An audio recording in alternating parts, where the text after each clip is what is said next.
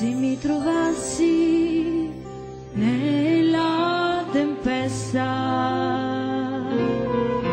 alcun male io non temerei,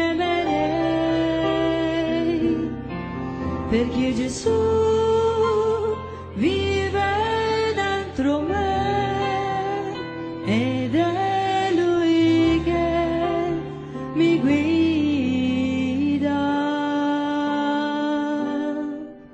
La mia casa è fondata sulla roccia e mai potrà essere smossa.